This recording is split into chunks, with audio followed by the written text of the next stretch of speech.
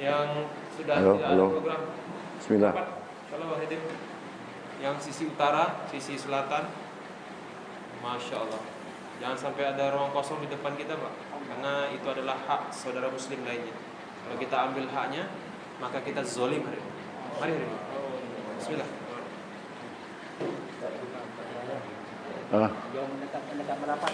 Bismillahirrahmanirrahim. Assalamualaikum warahmatullahi wabarakatuh. Alhamdulillah wasyukurillah wassalatu wassalamu ala rasulillah. Hadirin sedang maghrib yang dengan Allah subhanahu wa ta'ala, dengan tidak bosan-bosannya dan tidak pernah lelah, kita diperintah Allah untuk bersyukur kepada Allah subhanahu wa ta'ala. La in syakartum la azidannakum wa la in kafartum inna azabi lasyadid. Kalau kita bersyukur, Allah tambah nikmat. Kalau kita kufur, azab Allah sangat pedih. Inilah nikmat yang paling besar yang Allah berikan kepada kita. Nikmat iman, nikmat Islam. Nikmat iman ini tidak ada taranya. Orang yang ada iman sebesar zarah saja, Allah berikan 10 kali lebih besar dari alam ini. Berapa hebat presiden Amerika, presiden dunia, cuma satu dunia, kita 10 kali lebih besar daripada alam ini. Dengan la ilaha illallah. Itulah Allah beri nikmat iman. Nikmat yakin kepada Allah Subhanahu wa taala. Iman yang kita tahu ada 6 perkara kan? Yang pertama, iman kepada Allah Subhanahu wa taala. Allah Subhanahu wa taala yang memberikan kita hidup dan mati. Allah Subhanahu wa taala memberikan kita rezeki, memberikan kita kenyamanan, kesenangan, kesedihan, dan seluruhnya datang dari Allah Subhanahu wa taala dengan kekuasaannya sendirinya saja. Kalau kita bersandar pada Allah Subhanahu wa taala, maka Allah akan berikan kemudahan-kemudahan, dan Allah Subhanahu wa taala tidak mau diperserikatkan. Jadi kita belajar sini di rumah Allah Subhanahu wa taala ini. Rumah yang Allah cinta. Di alam dunia ini yang paling Allah cinta adalah masjid. Kita sekarang usaha atas masjid. Dengan demikian Allah janjikan kita akan diberikan kebahagiaan. Yakinlah, karena dunia ini tidak mungkin kita dapat. Katanya kalau dapat pun tidak banyak, ya kan? Kalau banyak pun tidak puas. Kalau puas pun tidak lama. Tapi kalau bekerja untuk akhirat, pasti engkau dapat. Pasti dapat. Dapat pasti banyak, dan banyak pasti puas, dan pasti selama-lamanya. Kita tahu saudara kita di dunia ini, kawan-kawan sahabat-sahabat kita semua telah berpulang ke rahmatullah. Dan itulah petang hari ini kita bukan nak berikan ceramah yang hebat-hebat, bukan nak beri nasihat yang bagus-bagus. Karena memberi nasihat itu pun kita selalu diancam oleh hadis Nabi. Di suatu hari nanti Allah akan melihat, kita akan melihat di akhirat nanti orang yang ditarik Allah, ditarik malaikat azab sehingga ususnya terburai-burai. Orang tanya, kenapa engkau malang betul nasib engkau di akhirat ini? Dia bilang, alangkah sedihnya aku, alangkah sengsaranya aku. Di dunia dulu aku hanya pandai ceramah orang, nasihat orang, tapi aku tidak mengamalkannya. Jadi hadirin, kalau kita fikir yang azim, fikir yang agung. Ada cerita teman saya, dia buat rumah yang mewah, yang paling hebat, lengkap dengan kolam renang, kamar yang lux, penuh AC, taman-taman yang indah sekali. Tapi kuasa Allah diberi sakit kanker.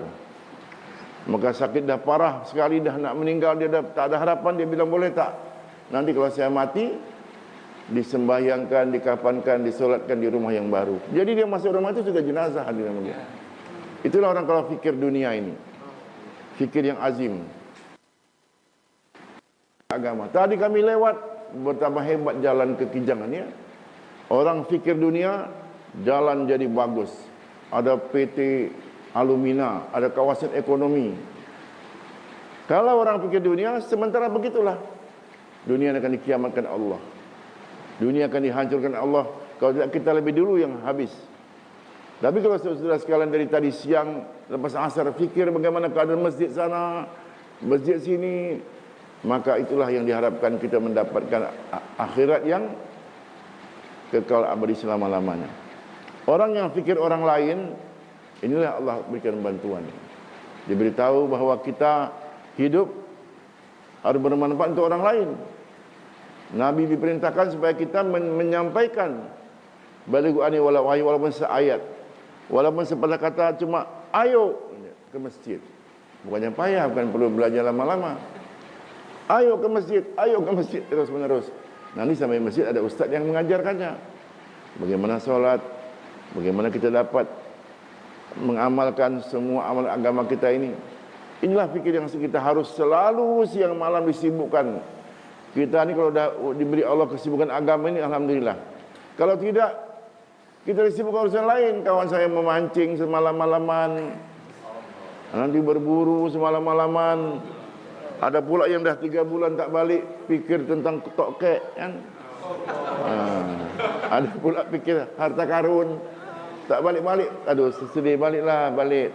Nanti minggu depan dapat. Dapat pun tidak banyak. Kita banyak pun tidak akan puas dan tidak akan selama-lamanya. Tapi habis waktu. Kita diprogramkan, alhamdulillah. Pada masa kita berikan kesempatan kita untuk yakinkan agama kepada Allah Subhanahu wa taala. Yakin dengan para malaikat, kita terbayang kalau yakin Allah pasti ada malaikatnya. Bagaimana dia di aras Allah sebegitu jutaan. Ada yang sujud terus, ada yang rukuk terus, ada yang tegak terus, tahiyat terus, ada yang terus berkeliling. Dan yang paling hebat, 70 kali katanya malaikat maut lihat kita tiap hari kan. Kita baru diberi corona dah ketakutan. Tutup hidung, tutup mulut, tutup mata, habis. Padahal malaikat maut dah 70 kali. Kita sakit kerana Allah, mati kerana Allah. Setiap sakit ada ubatnya, Allah beritahu. Cuma kita tidak tahu. Memang kalau orang mati dalam keadaan wabak, syahid ya. Siapa tak mau mati syahid. Sampai diamalkan oleh orang-orang yang WHO sekarang, yang mati sakit ini dibungkus terus tanam. Orang sakit parah kan gitu kan, tidak lagi disolatkan, tanam. Dia akan bangkit di hadapan Allah dalam keadaan begitu. Sebab kalau kita tak mati, tak mungkin masuk surga. Tak ada. Ya kan? Dan kita tak jumpa kawan-kawan kita. Kita dengar orang alim beritahu, Pak, kalau di alam kubur tu hari-hari, si fulan datang. Si fulan datang, apa kabar? Bagaimana anak-anak kami di dunia? Dia cerita, bagus. Dia ikut musyawarah bulanan. Dia ikut ijtima jamaah, ya kan? Si fulan mana? Dah mati lama, lu kok tak di sini? Oh, mungkin dia sedang dihimpit oleh kuburnya. Katanya di kuburnya kita jumpa kawan-kawan kita seperti ini, Pak, sama di aula yang besar. Kalau kita kan sianu meninggal. Sana sianu datang. Dan kawan kita di kubur lebih ramai. Paman kita, bapak kita, nenek kita, datuk kita, pakcik-pakcik, kawan-kawan semua dari sana ni. Kita tinggal minta husnul khotimah terus saja. Dah lepas asar bagaimana maghrib sampai masjid. Lepas maghrib bagaimana? Dan Allah kasih kita kenderaan cepat kalah seperjet. Inilah kerja dakwah tabligh. Kan diberitahu kemarin para alim ulama, macam mana ya Rasulullah kami nak cari yang bisa tanding orang buat usaha dakwah ni? Tak mungkin kata Rasulullah. Bisa tak? Tak mungkin. Kalau engkau bisa, engkau tengok ada orang yang solat tak berhenti 24 jam, puasa tiap hari, tahajud tiap hari, sedekah tiap hari, tak sama dengan orang keluar jalan Allah Subhanahu wa taala. Orang keluar jalan Allah tidur kan, habis zuhur tidur. Asar tidur. Tidur terus. Kalau tak karena ada larangan selepas subuh tidur juga orang ni. Isra' tubuh. Begitulah Allah beri kita kemudahan. Dan Allah beri kita seperti ini, semilir angin-angin dan wahana suasana surga. Happy terus apa terjadi. Kalau diberi musibah, kita bersabar. Diberi nikmat, kita bersyukur. Hebat orang beriman ini hadirin. Jadi janganlah sampai tinggalkan kerja dakwah ini sampai akhir hayat, insyaallah ya. Saya cuma terbayang kadang-kadang sama Pak Malik ni 33 tahun yang lalu kijangan ni Pak. Cuma almarhum Pak Haji Usman yang suka nusrah kita, yang lain tak kasih masuk. Saya jamin, dia bilang, kamu azan, kita pakai lori sampah, kata Pak Jalil buat sampah, lori sampah. Naik lori, dibersihkan dulu jalan. Pak Malik itu janggut pun tak ada, kumus melintang kan. Kainnya kain itu, ingat saya kain batik Jawa tu. Kain batik perempuan. Tapi lama-lama Allah perbaiki hari demi hari. Orang Jawa sama dulu. Kita nak pakai songkok putih segan, pakai serban segan, janggut segan, tak ada. Kita yakin. Yakin akhirat. Orang yakin akhirat ini, orang kejar akhirat ini dia dapat dunia. Maka program ini memang sudah diatur sehebat mungkin. Jadikanlah itu matlamat kita, pekerjaan kita yang nomor satu. Maka kita kerja nomor satu, yang lain ikut. Bapak-bapak hadirin yakin. Saya cerita sama Nuzul di Semedang. Kamu saya kerja apa saya? Tak kamu lihat saya kerja di mana? Perusahaan mana? Tanya orang pegawai pajak. Pernah tak saya dapat kerja, dapat gaji? Tak ada. Hanya doa kepada Allah, apa ya Allah, kemana aku lagi nak berharap sekarang kau lagi? Suasana seperti ini, kehidupan perlu berbagai macam. Dengan tak disangka-sangka, Allah beri bantuan dan nusrah yang tak kita sangka-sangka. Tawakal terus, yakin Allah. Jangan jumpa orang, ini kau ni apa yakin dia. Nah, kalau yakin orang, hari ini kebun aku laku ni. Hari ini perata aku laku ni. Kita yakin Allah. Nak dapat yakin ni memang perlu lama, istiqomah. Terus menerus kita agak iri hati. Jamaah kita ni yang ke Masjid Karangrejo tu ada satu mualaf Dia ni nak keluar pintu aja dia berhenti dulu. Doa dulu dia. Allah wa as'aluka min fadlik, keluar dia. Dia masuk Allah taala rahmat. Pintu ini dia berhenti dulu. Kita kan bos terus kan. Dia baru 3 bulan masuk Islam 5 bulan. 5 bulan masuk Islam. Puasa Senin Khamis, tahajud tidak tinggal. Adat masjid semua diamalkan. Saya target supaya di sini sama dia. Itulah cerita almarhum Pak Huzairon. Dia pergi istimak Bangladesh. Dia jumpa nama saudara bernama Harun. Harun itu orang Norwegia. Jamaah dikeluarkan dari India ke Norwegia selama 4 bulan. Dapat satu perempuan saja yang masuk Islam. Tak ada yang lain. Tapi satu perempuan ni dia menangis, risau, fikir, dia dakwah. Dapat abangnya Harun. Harun keluar dakwah terus. Akhirnya, sekarang ratusan dari masjid di Norwegia itu. Berkat fikir. Jadi kalau yang datang kemari dia fikir, risau, insya Allah berkembang kijangnya. Kalau tak macam dulu-dulu, gitu-gitu aja Pak Modennya. Ni lemah ni, kijang lemah ni. Kijang astagfirullah. Tapi ini tak terlambat ni. Ya kan? Tak ada kata terlambat. Kita fikir pula macam mana orang nombing ni ya, yang dia malam Jumaat tak ke markas lagi, kita buat sendiri pula. Ini bahaya. Mesti hubungan ke markas tetap ada. Hubungan musyawarah mingguan, hubungan intikab mingguan, kemudian musyawarah bulanan, jur halakah bulanan, sampai kepada musyawarah daerah nanti tanggal 27 Maret. Semua berhubung kepada Jakarta. Jakarta kepada Nizamuddin. Satu dunia, satu komando. Di bawah amir musyawarah kita. Kalau tidak, kita dikuasai syaitan. Kalau kita pagi hari tak ada amir ni, kita dah bahaya. Karena itu musuh harian pagi itu harus pasti kita ada.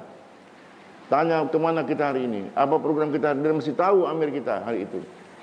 Kemudian kalau dapat lagi ada uncang, satu orang RM50, RM100, kelilingkan terus. Sedekah ini membawa kita kepada keselamatan, kesihatan dan keberkahan. Walaupun bagaimanapun kita tahu rezeki dari Allah. Sebab ini seperti anak umur 12 tahun. Anak baru tamat SD, ya. 12 tahun tamat SD. 7, 12 ya. Tiba-tiba dia kaya raya.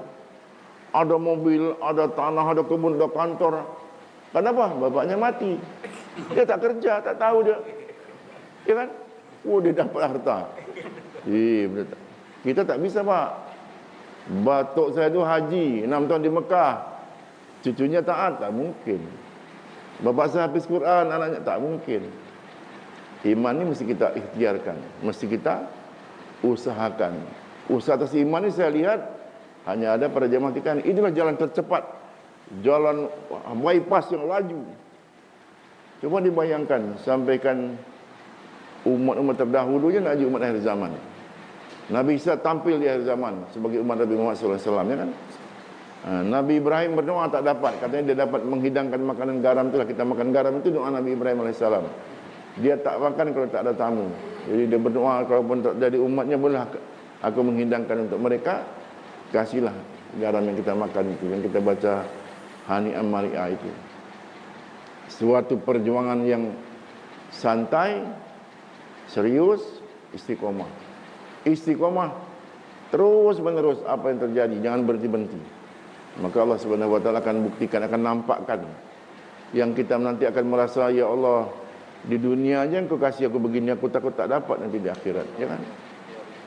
Kita diberikannya kebahagiaan, walaupun cuma katakanlah mungkin uang kita tak sesuai dengan harapan orang. Orang berjuta, miliar-miliar, kita ada uang untuk sedekah pagi, dapat bantu jemaah keluar 3 hari, dapat hidup seperti biasa.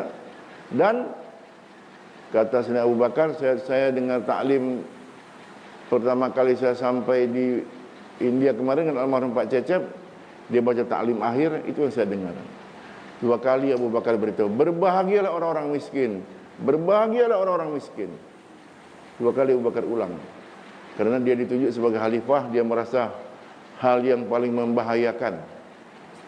Kata seorang khalifah itu nanti, kata dia, Allah akan hilangkan keberkahan umurnya, separuh akan hilang dengan pekerjaan sia-sia.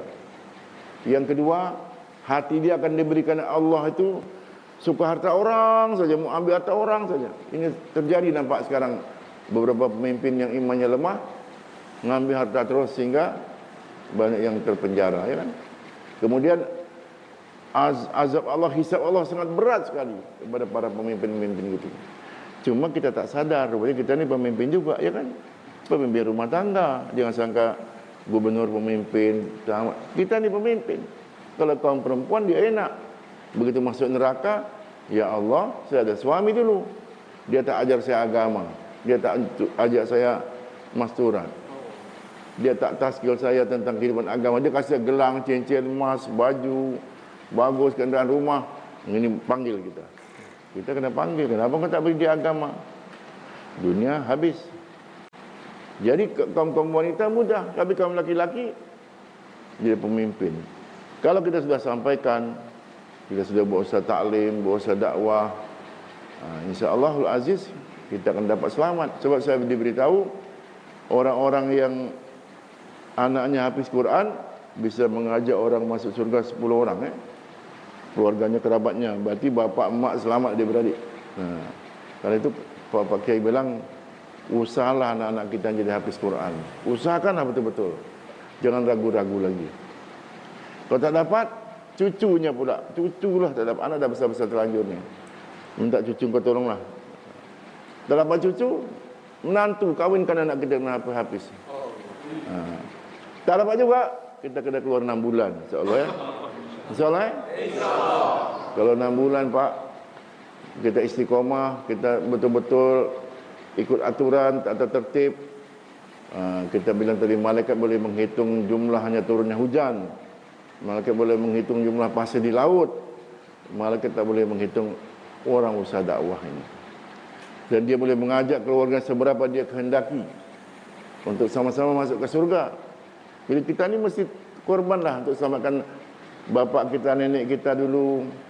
Yang usaha agama memang lemah. Zaman nenek saya dulu, orang perempuan pakai itu, kerudung, tapi tak berjilbab, selendang.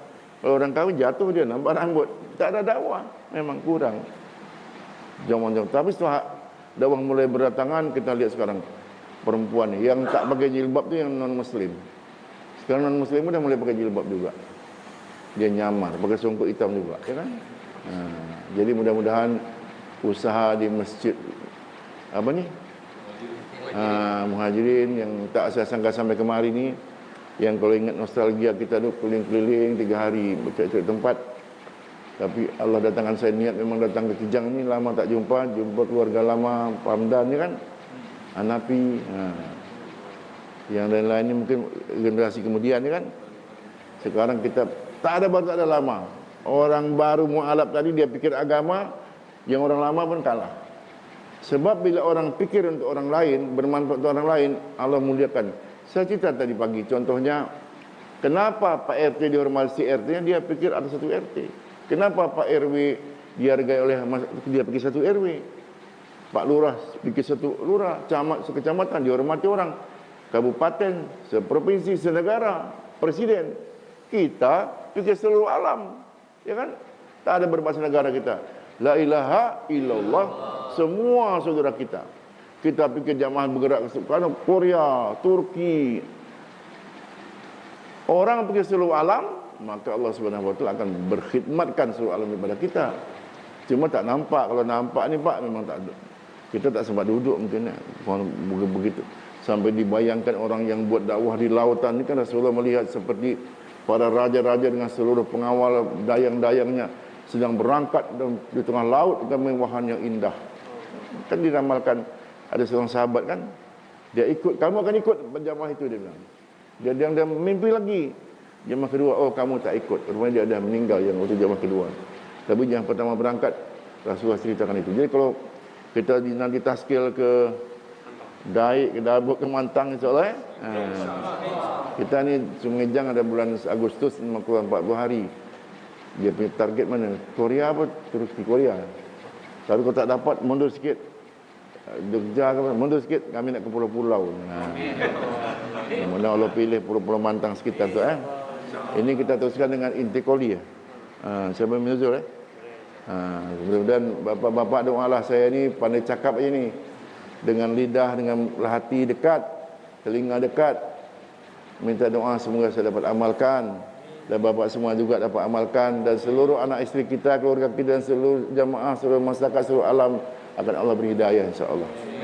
Terima kasih. Assalamualaikum warahmatullahi wabarakatuh.